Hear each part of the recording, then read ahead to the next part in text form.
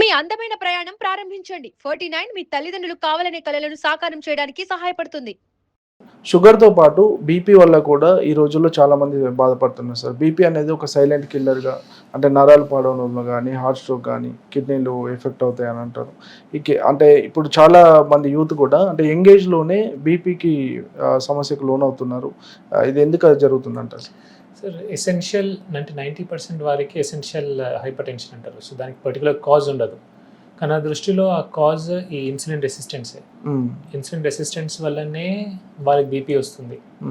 ఏంజియోటెన్సిన్ converting enzyme ఉంటుంది. ఆ pathway ద్వారా అన్ని రకాల ద్వారా సోడియం అండ్ వాటర్ రిటెన్షన్ ఉంటుంది. బ్లడ్ వెజల్స్ దగ్గరకు వచ్చేసి బీపీ పెరగడం అనేది జరుగుతుంది. సో ఇన్సులిన్ రెసిస్టెన్స్ మనం కంట్రోల్ చేసుకుంటే, ఇన్సులిన్ సెన్సిటివిటీ పెంచుకుంటే బీపీ కూడా కంట్రోల్ ఉంటుంది ఒకటి.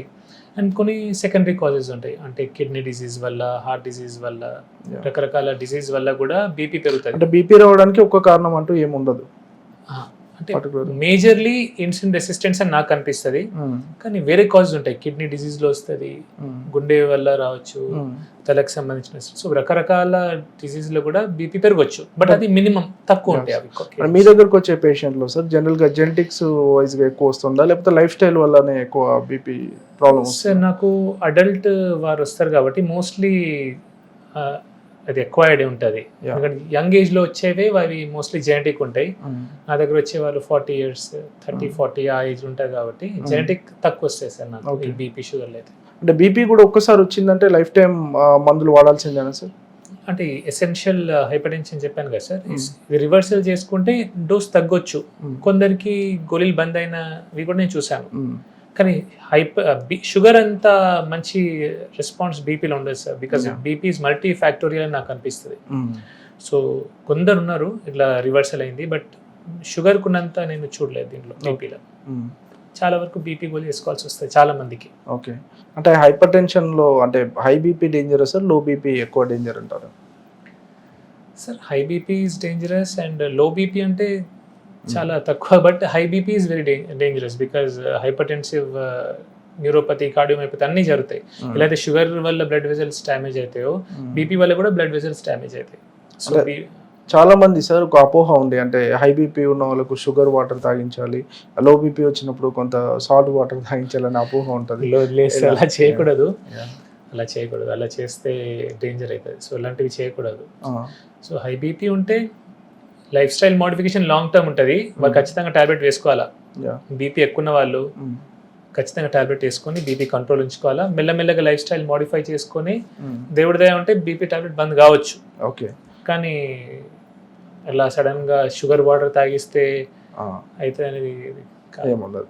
అంటే ఒకవేళ బీపీ కంట్రోల్లో ఉంచుకోవాలంటే ఎలాంటి లైఫ్ స్టైల్ ఉంచుకోవాలి sir? Same sir, just like ఇప్పుడు షుగర్ గురించి ఎట్లయితే చెప్పాను, ఎక్సర్సైజ్ చేయాలా, రిఫైన్డ్ ఫుడ్స్ తీసుకోవద్దు, యోగాసనాలు అలాంటివి చేయాలా, మెడిటేషన్ చేయాలా, హోల్ ఫుడ్స్ తీసుకోవాలా, ప్రాపర్ రెస్ట్ ఇవ్వాలా.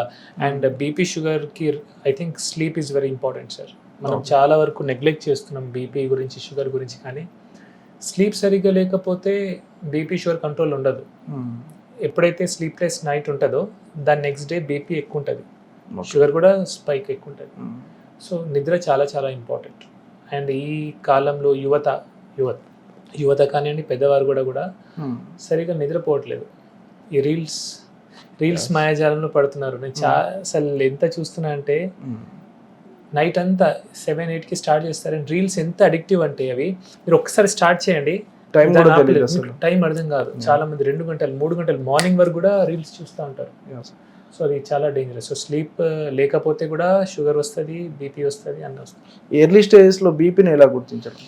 ఎర్లీ స్టేజెస్లో ఏమైనా సిమ్టమ్స్ ఉంటాయి సార్, గిడ్డినెస్ కానివ్వండి, తలనొప్పి కానివ్వండి, అలాంటివి వస్తే చూడొచ్చు. అండ్ ఇప్పుడైతే సార్ ఈ కాలంలో బీపీ షుగర్ స్క్రీనింగ్ అనేది వెరీ ఎర్లీ స్టేజ్లో అవుతుంది, చాలా ముందే అయిపోతుంది అది. నా దగ్గర వచ్చే పేషెంట్స్ ఆల్రెడీ ఉన్నవారే, తెలిసిన వాళ్ళే వస్తున్నారు. కానీ నేను కొత్తగా బీపీ షుగర్ని కనుగొన్నది చాలా తక్కువ. ఓకే, ఒకవేళ బీపీ కంట్రోల్లో లేకపోతే మేజర్గా ఏ ఆర్గాన్స్ మీద ఎక్కువ ప్రభావం చూపిస్తుంది? జస్ట్ లైక్ షుగర్ లాగే సార్, కిడ్నీ, హార్ట్, బ్రెయిన్ అన్ని, రెటైనోపతి, నర్వ్స్ మీద ప్రభావం ఎలా ఉంటుంది? న్యూరోపతి అయితే సార్ హెమరేజిక్ స్ట్రోక్ వచ్చే అవకాశం ఉంది. రక్త నరం పలిగి రక్తం మెదడు లీక్ అవుతుంది, స్ట్రోక్స్ వచ్చే అవకాశం ఉంది. అంటే డైట్ వల్ల కానీ రోజు ఎక్సర్సైజ్ వల్ల కానీ కొంత కంట్రోల్లో డెఫినెట్లీ బీపీ కంట్రోల్ ఉంటుంది, కానీ చేయాలి. So life style as a whole modify చేస్తే ఇంప్రూవ్ అవుతుంది. సార్ మీరు ఇచ్చే లైఫ్ స్టైల్లో అంటే పేషెంట్స్కి చాలా మంది కూడా గీ ఎక్కువ వాడమని చెప్తున్నారు అండ్ మటన్ కూడా ఎక్కువ సజెస్ట్ చేస్తున్నారు. ఆ కారణం ఏంటి? సో నేను ఘీ ఎక్కువ అనట్లేదు, భయపడకండి అంటున్నా. ఇన్ మోడరేషన్ ఘీ వాడొచ్చు అంటున్నాను. అండ్ మటన్ ఒక్కటే అనట్లేదు నేను.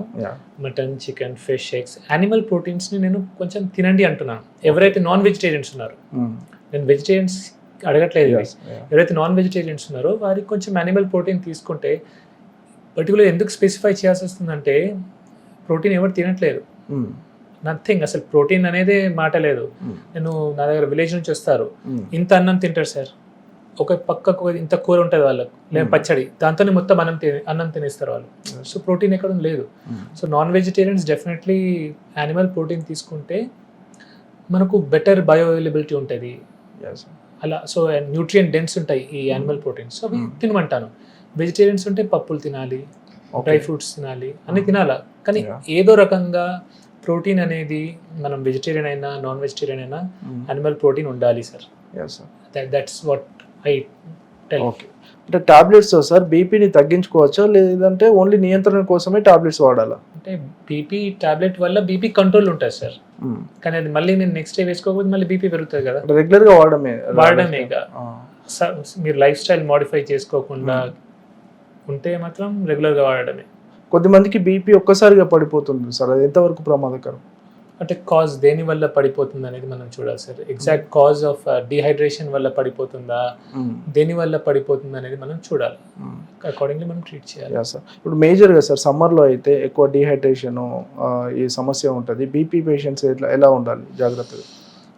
సార్ డెఫినెట్లీ ఫ్లూయిడ్స్ అయితే తీసుకోవాలి సార్. అండ్ ఈ ఎండాకాలంలో షుగర్స్ అయితే అసలు తీసుకోవచ్చు సార్. షుగరీ డ్రింక్స్ ఉంటాయి చూడండి, అవి అస్సలకే తాగొద్దు. ఫస్ట్ ఏం తాగడం కంటే ఏం తాగొద్దో చెప్తా ఫస్ట్. ఈ షుగరీ డ్రింక్స్ ఉంటాయి చూడండి, కూల్ డ్రింక్స్ కానివ్వండి, అండ్ డూప్లికేట్ ఫ్రూట్ జ్యూసెస్, అంటే పేరుకి ఫ్రూట్ జ్యూస్ అది, కానీ లోపలంతా షుగర్ వాటర్ ఉంటుంది. సో ఇలాంటి ఫ్రూట్ జ్యూసెస్ ఇట్లాంటివి తాగకూడదు. షుగర్ డ్రింక్స్ లేకుండా మంచిగా ఎలక్ట్రోలైట్స్ ఉన్నాయి, ఏది మన నిమ్మరసం కానివ్వండి, మజ్జిగ కానివ్వండి, ఓకే, అట్లాంటి కొబ్బరి నీళ్ళు కొన్ని తాగొచ్చు. మసుమంటి ద్వారా ఏం చెప్పాలనుకుంటున్నాను? బీపీ ఉంది, షుగర్ ఉంది, ఈ రోగాలు మన చేతుల్లో ఉన్నాయి ఈ రోగాలు. సో మనం నిజంగా మన లైఫ్ స్టైల్ని మోడిఫై చేసుకొని, sir actually life style disorders అంటారు సార్, నేనే దీన్ని లైఫ్ స్టైల్ డిజార్డర్ అంటాను. ఓకే, ఇది మన చేతిలో ఉంది. సో మనం ప్రాపర్ ఎక్సర్సైజ్ చేసి, వర్కౌట్ చేసి, ప్రాపర్ డైట్ చేసి, ప్రాపర్ స్లీప్ తీసుకొని, మెడిటేషన్ లాంటివి చేస్తే అవి కంట్రోల్లో ఉంచుకోవచ్చు.